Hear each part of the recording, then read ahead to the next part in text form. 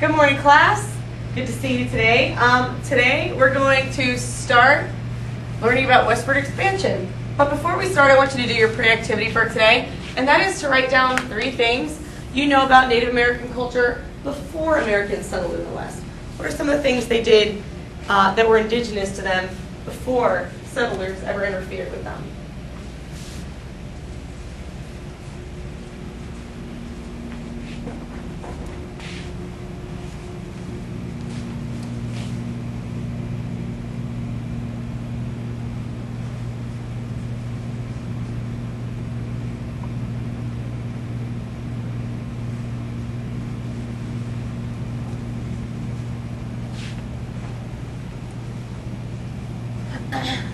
Okay, everybody have a couple things?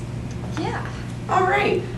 What I would like is to have a couple people share what they came up with, and then that'll get us started on our discussion for the westward expansion and talk about how the Native American culture changed. All right. Anybody willing to share one of their ideas? Yes, ma'am. Yes, they grew crops. They grew crops, and what type of crops did they grow? Do you know? Like corn. Corn was a big one, yes. Help me out here. Corn. Maybe tobacco, depending yep. on what region they're in. Right, all kinds of good. things. Anybody else?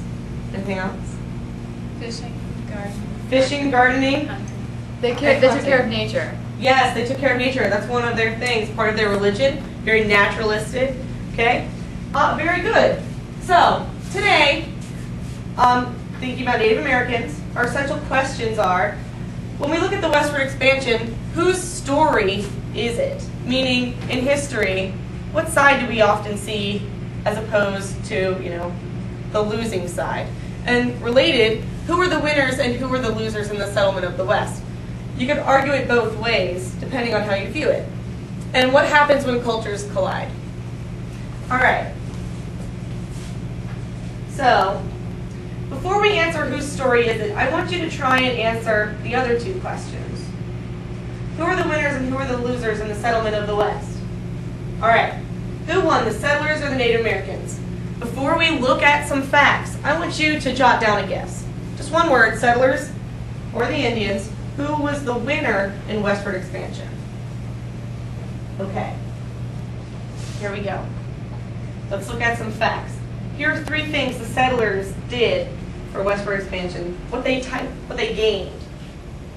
All right, settlers took land. Obviously, they gained a large amount of land past the Appalachian Mountains and manifest destiny all the way through California. They manipulated natural resources to create products and profit. Like many American endeavors, it's all about money. They also gained political and military experience. Okay? And who are they fighting, do you think, most of the time when they were expanding into the West? Ideas? Who lived there already? The Native Americans. The Native Americans, right. So that's where they're gaining their military experience, while the government is handling all these new issues. How do we displace people? How do we take over lands that are already inhabited? Okay, now for Native Americans. This is what they got out of westward expansion.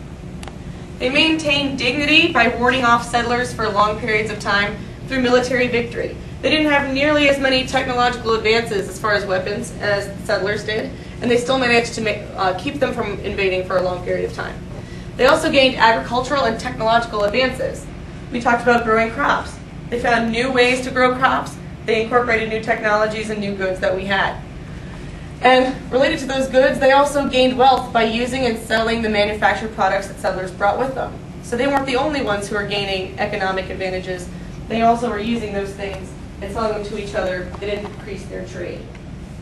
All right.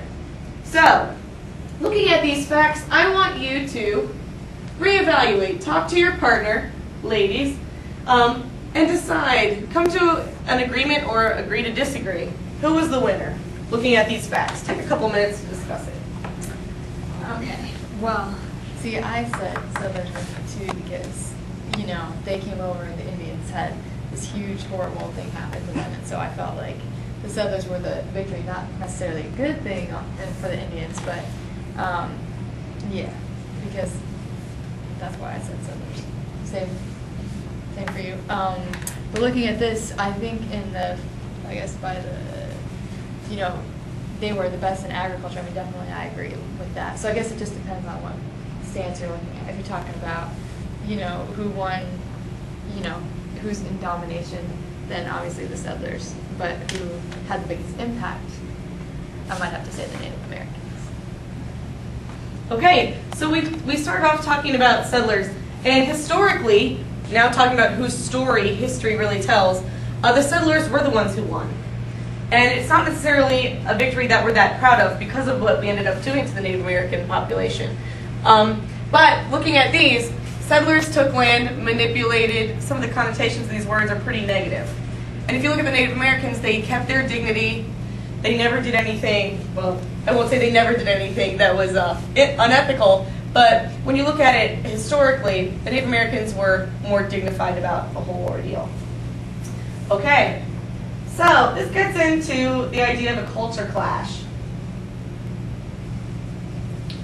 In history, we see lots of cultures that clash. Think about conquistadors, settling, new continents, Columbus, Cortez, okay? I want you to think about other historical conquests that have resulted in major culture clashes. And what were the results of some of these culture clashes? So brainstorm with your partner, come up with a few examples, and think even a little bit more short term. What's happened recently in American history?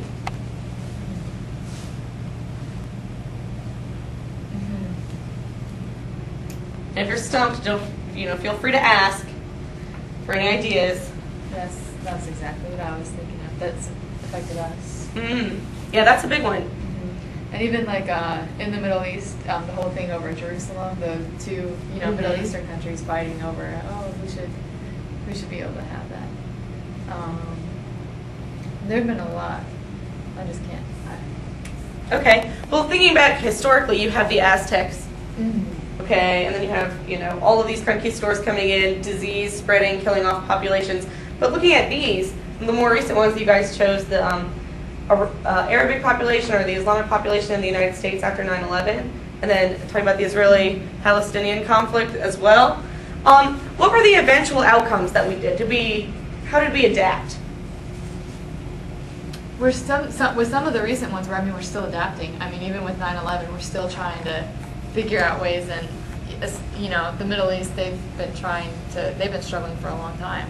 So with the earlier ones, we've already adapted, but these new recent ones, it seems to take a long time. Right, it is a process. And do you think that there will ever be a right answer? Do you think that we'll ever feel, the Islamic population will ever feel completely, probably not, equal with us? Probably not. We've probably, offended them beyond, what we should have. So, along the same note, I want you to think about the Statue of Liberty.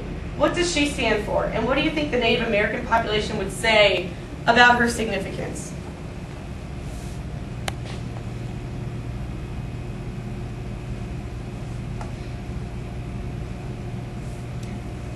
You can discuss. All right. You said victory. Why did you say victory?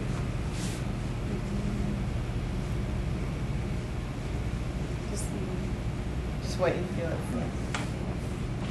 Yeah, we kind of agree. Okay, Yeah. And when you guys came up with what? Victory? And freedom. Victory and freedom. Do you think the Native American population would agree about the significance? Remember, the Statue of Liberty is at Ellis Island, where we're supposed to be bringing in, immigrants from other countries and accepting of them. So, thinking about that, do you think the Native American population would agree? Yeah, they might feel a little, like what she said, cheated.